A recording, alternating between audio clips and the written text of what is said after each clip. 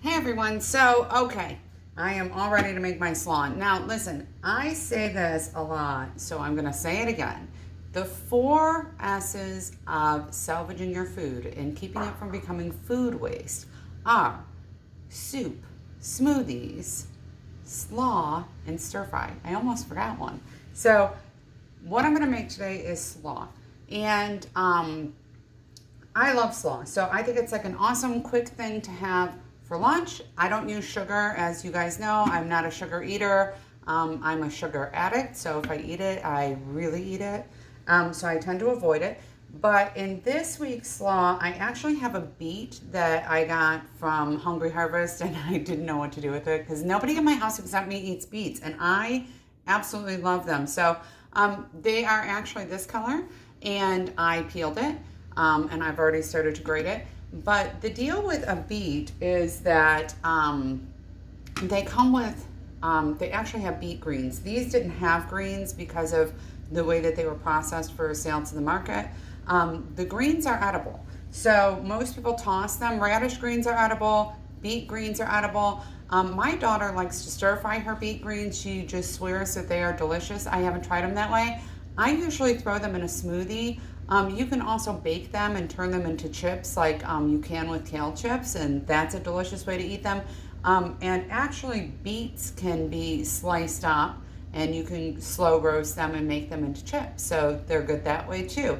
But this one happens to be getting a little soft, and I thought, boy, I better use it. So this is what I'm going to use it for. I'm going to grab my glove. This is a mandolin, and it actually comes with this little bowl underneath. There's a link on my blog. I love this bowl. This bowl has a lid. It comes with this rubber stopper because if you've ever tried to cut on something on a stone counter without this, you know that it slides all over. This is actually not rubber, it's silicone. All right, and silicone is a sustainable product. So this, you can pick whatever you want as your attachment, and it also has a spiralizer, so that's really nice because I don't know about you guys, but I am like obsessed with zoodles. I can eat gluten-free pasta, and I mean, my family can eat regular pasta, but a lot of them prefer zoodles too, and it's a great, like, zoodles is actually a really awesome way to get veggies into your diet, to get more of them in. And speaking of that, preventing spoilage is also helpful. So I use this is called fresh paper. It's actually super cool. Like, the story behind it is actually really kind of a fun, cool story about like a little girl who decided to make something fancy out of a family recipe that had nothing to do with keeping food fresh, by the way. And I like love the idea of like little kid scientists. I was like that as a little kid, and I love that, and I love to support women scientists. So, but this is actually what it looks like when you get it.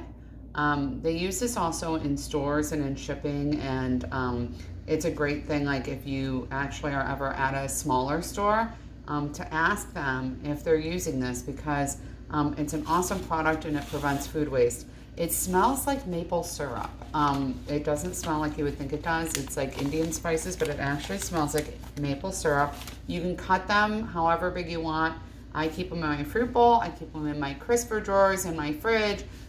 You can actually cut them and shove them right inside your little lettuce box, or, you know, like those berry clamshells. You can cut them and shove them right in there because they're totally food safe. You can actually eat them if you want. I mean, I'm not going to eat them, but you could. And then I also got the ones for my bread box because we almost never eat bread in our house.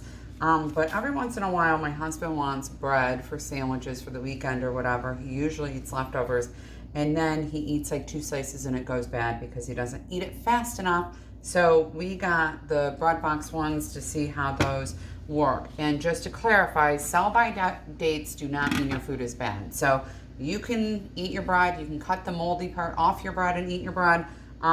It might get a little stale, but that's about it. But just because it says sell by, you know, September 16th doesn't mean it's bad today. So that's that. So I'm going to grate this. This particular mandolin actually came with this, and if you're not using a glove for this, well, you're crazy. There is a tool that you can use, but I find it harder to manage using that tool. So I'm just grating my beet. All right, and I would just grate this until I have as much as I want, or I'm done, or whatever.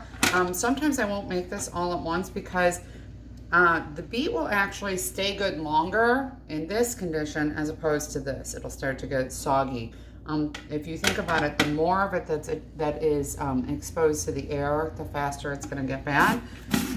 Also, just a heads up, I washed or peeled all of this before I started, but you should be aware that when you wash your produce, it goes bad faster. So unless you're prepping it right away, you don't want to do that. So, don't do that, y'all. If you wash it, it'll start to go bad. So this is jicama.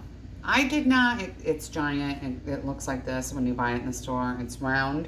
I cut it and peeled it to use it. I love jicama. I bought it to use for this. I always like to add it to my slaw if I can get my hands on it. Jicama is great on tacos.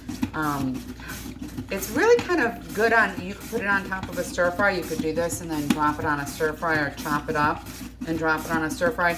It has a very, very mild flavor. It has the texture of like a really crisp apple.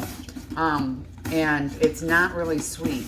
And it's not starchy. It's like an unstarchy potato almost. So at any rate, my point is it's awesome to add to things for crunch. So because I'm putting the beets in this particular slaw, and that's going to have a softer texture, I wanted to counter that with a little crunch. And see, because I'm wearing this glove, I can just go all the way down to basically a nub. So y'all know what? When I make my slaw, I do not toss any of it. I just eat it because it's friggin' delicious. So anyways, that's that. Making sure not to put my fingers in my mouth there. So that's delicious and incredible. I might add more jicama, so because I just love it. So anyways, this is a broccoli stem. Broccoli stems are usually the thing that leads me to make slaw in the first place, because our family, my husband in particular, he does not like broccoli stems.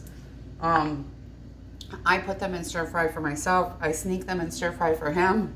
My one son loves broccoli stems and won't eat the top. He does not eat the florets. He only eats the stems, which is awesome. The stems are actually, well, I'd have to actually look this up to be sure, but my mom always said that the stems were the most nutritious part. And she still says that, y'all. So I don't think she was just saying that to make me eat the stems. I think that's true because, otherwise I'm sure she would have given up that. She would have given that up when I was a kid, and she was trying to get me to eat them. So, I mean, I don't know how well it works for other kids to say, oh, that's really healthy, you should eat it. But in my family, that's really healthy, you should try it, at least, is a thing that does work, because we don't treat health food like it's gross. We don't apologize for health food. I've never put a plate in front of my kids that has something healthy on it and said, oh, you have to eat 2 bites. Like it's some torture, okay? We're really fortunate to have access to so much nutritious, healthy food.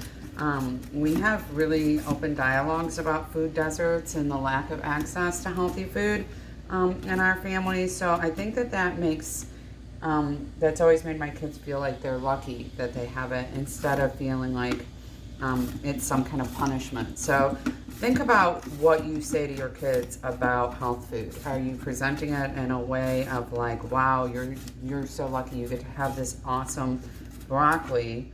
Or are you presenting it in a way of like, oh, I'm sorry, I'm making you eat broccoli? Because it does make a difference, you guys. It makes a huge difference.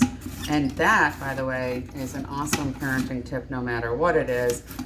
We do that same thing with bedtime too. Like you get to like go to sleep in your nice comfy bed. And sleep is so important for health. So, it's a big deal to not make things that are healthy and good for you sound like torture. It just starts things off right. And you, as a human being, should not be doing things to punish your body because you don't like it. You're going to be a lot more successful eating healthy if you're thinking, I do this because I want to make my body healthy and feel good and reward my body that takes good care of me. So it really is a change in your perception. So see that? And look at how like beautiful and colorful that is, by the way. I mean, come on. Tell me you don't like that. So, and then I have a few things you guys all probably, if you were watching, you saw me get the green peppers from Hungry Harvest. And I'm not a big fan of green peppers. These I wouldn't actually shave. I would just chop them up. Best way to do this is to actually, and I'm gonna chop up also these bits of broccoli that I can't get through the grater. But a lot of times, and by the way, just so you know, this glove is universal for both hands. Yay! So whether you're left-handed or right-handed, or if you're chopping like this, you can use it.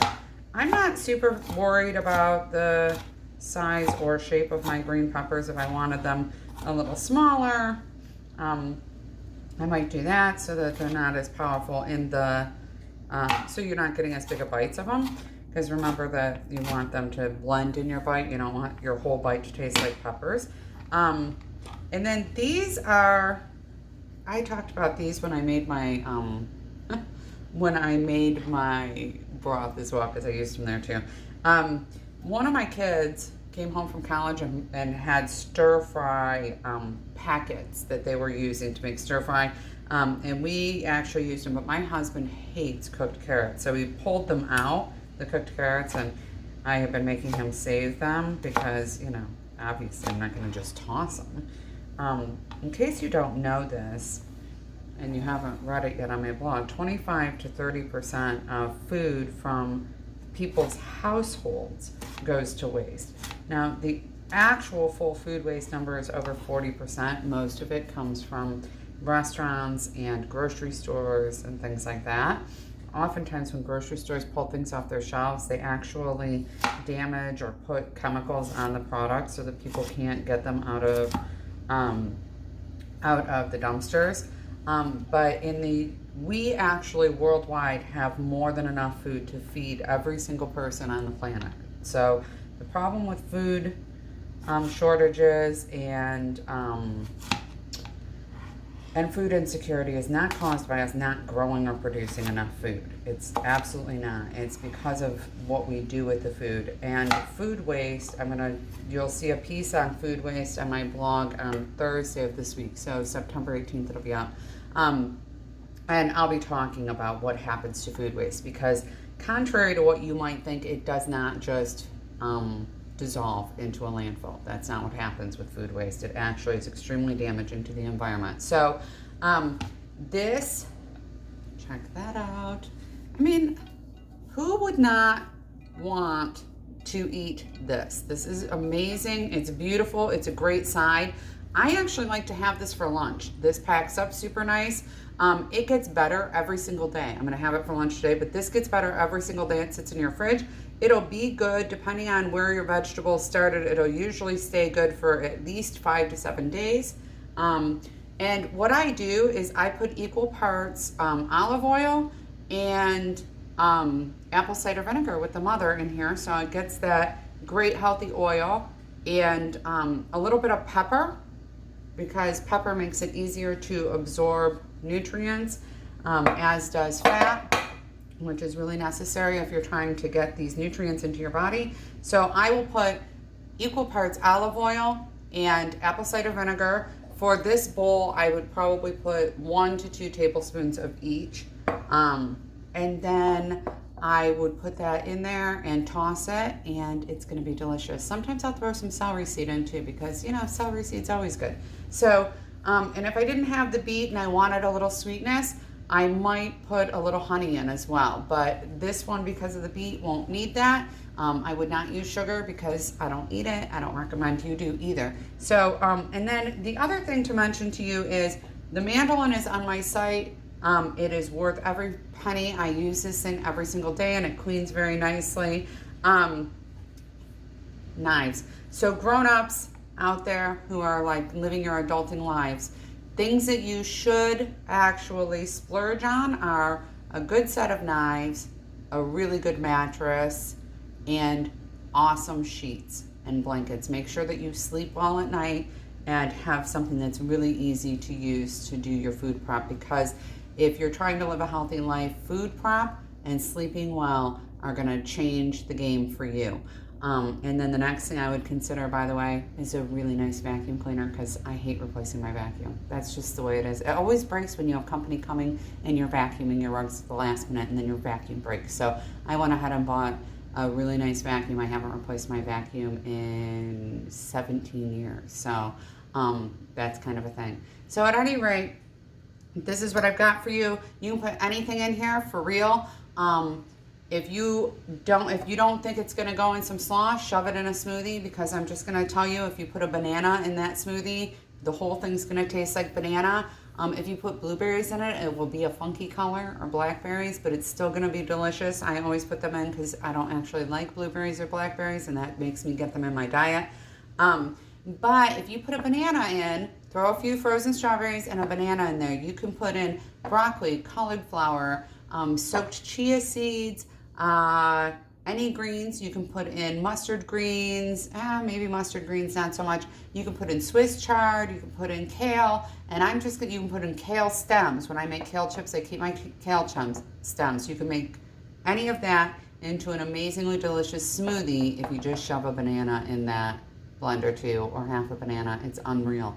So at any rate, start making smoothies, start making soup, start making slaws, and whatever you have left after that, shove it in a stir fry. If it's a vegetable and it can be cooked, it belongs in a stir fry. I guarantee you it will be good.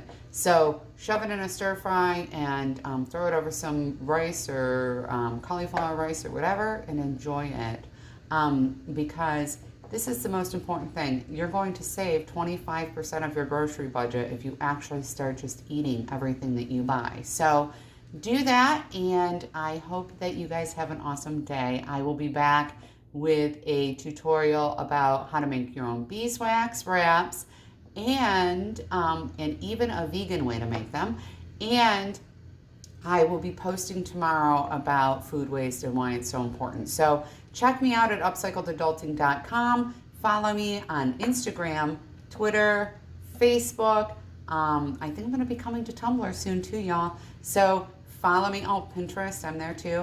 I'm Upcycled Adulting on all social media except Twitter, because, you know, they have that whole character limit. So there I'm Upcycled Adulting with no G. So I hope to see you there soon. I put different content on all of my social media, so it's worthwhile to follow me everywhere you can find me, and everywhere you're at, I'm there. So I will see you soon. Bye.